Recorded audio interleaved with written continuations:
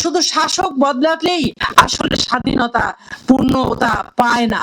সেই জন্য আমরা চাই এই আগামী ত্রয়োদশ নির্বাচনে শুধু শাসকের বদল নয়, বরং গুণগত পরিবর্তন হোক এই দেশের শাসনের, গুণগত পরিবর্তন হোক এই দেশের আপামার জনসাধারণের জীবন মানের, নিরাপত্তা রক্ষিত হোক এই দেশের মানুষের, এবং অরক্ষিত স্বাধীনতার এই পরিণতি যদি আমাদেরকে আর যেন ভোগ করতে না হয়।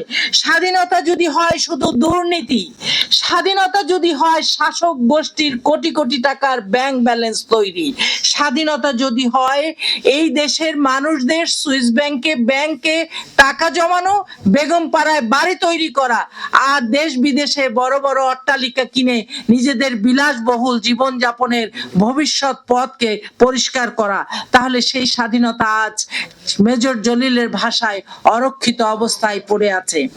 স্বৈরাচার যেমন করে মুক্ত হতে আমরা স্বাধীনতার লড়াই করেছিলাম, আগামী নির্বাচনে সেই স্বৈরাচার যেন পুনর্বাসিত হতে না পারে, সেই জন্য সকল বৈষম্য, সকল অন্যায় দ্বারা যাতে এই দেশকে আবার পুনরায় গ্রাস করে ফেলা না হয়, আমাদেরকে সেই জন্য পাহারাদারির ভূমিকা পালন করতে হবে।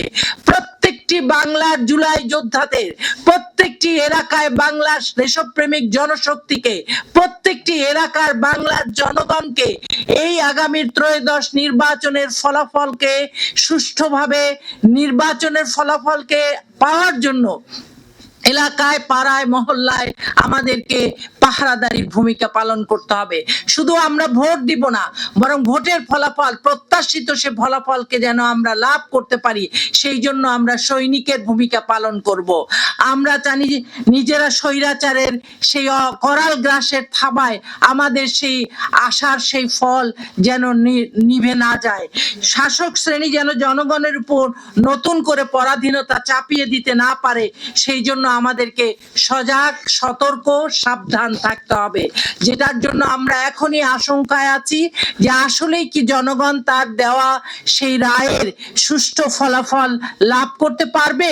আমরা সেই আশঙ্কা থেকেই সতর্ক হতে চাই, সাবধান হতে চাই এবং উদ্যোগী হতে চাই। আমরা যে ব্যক্তি কেন্দ্রিক ক্ষমতা চাই না, আমরা মত প্রকাশের স্বাধীনতা চাই। ত্রয়োদশ নির্বাচনের ফলাফলের মাধ্যমে আমরা যেন মত প্রকাশের স্বাধীনতা পাই, আমরা যেন এমন কোন শাসক না পাই যারা বিরোধী দলকে দমন করবে। আমরা এমন কোন শাসক চাই না যারা রাষ্ট্রের সকল টুলসকে শুধুমাত্র শোষণের জন্য ব্যবহার করবে এবং তাদের শোষণের হাতিয়ারে রূপান্তরিত হবে রাষ্ট্রের সকল শক্তি।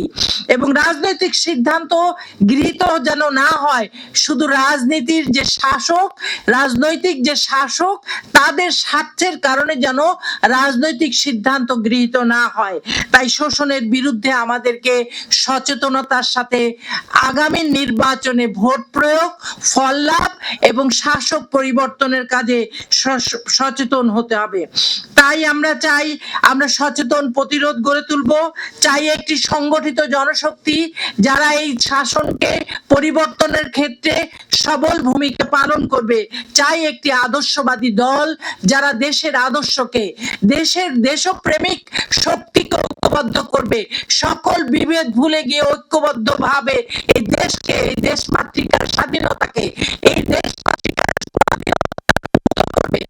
আধিপত্যবাদ থেকে মুক্ত করবে, জুলাই যোদ্ধা সহ দেশপ্রেমিক সকল শক্তির নিরাপত্তাকে নিশ্চিত করবে, যারা ন্যায় বিচার প্রতিষ্ঠিত করবে, যারা গণতন্ত্র প্রতিষ্ঠিত করবে, অর্থনৈতিক মুক্তি আনয়ন করবে এবং নতুন নেতৃত্ব কায়েম করবে। আর তা না হলে এই ইতিহাস আবারও পরাধীনতার ইতিহাসে পর্যবসিত হবে। আমরা তাই বলতে চাই, আমরা চাই জুলাই সনদের সাংবিধানিক অধিকার চাই, আমরা গণভোটে হায়ের পক্ষে রায় চাই, আমরা জুলাই সনদের সাংবিধানিক স্বীকৃতি চাই, শরীফ ওসমান হাদির মতো দেশপ্রেমিক জুলাই যোদ্ধাদের, এই সকল জুলাই যোদ্ধা সহ দেশপ্রেমিক জনশক্তির নিরাপত্তা চাই, বেঁচে থাকার অধিকার চাই, নিরাপদে দেশের পক্ষে কথা বলার সুযোগ চাই। আমরা চাই শরীফ ওসমান হাদির হত্যাকারীর দ্রুত বিচার কার্যকরী করা হোক, সেই দাবি এই আজকের এই গোল টেবিল থেকে আমি করছি।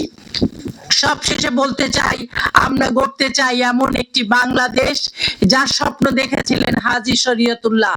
আমরা গড়তে চাই এমন একটি বাংলাদেশ যার স্বপ্ন দেখেছিলেন তিতুমির, এবং সেই বাংলাদেশকে আমরা আবার এই দেশের আপামর জনসাধারণ সহ জেনজিদের হাতে তুলে দিয়ে একটি নতুন আগামীর সম্ভাবনাময় বাংলাদেশে পরিণত করতে চাই।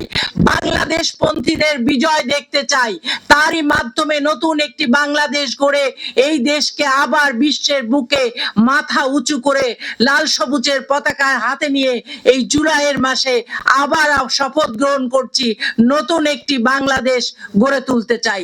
সকলকে অশেষ ধন্যবাদ। বাংলাদেশ জিন্দাবাদ। আসসালামু আলাইকুম।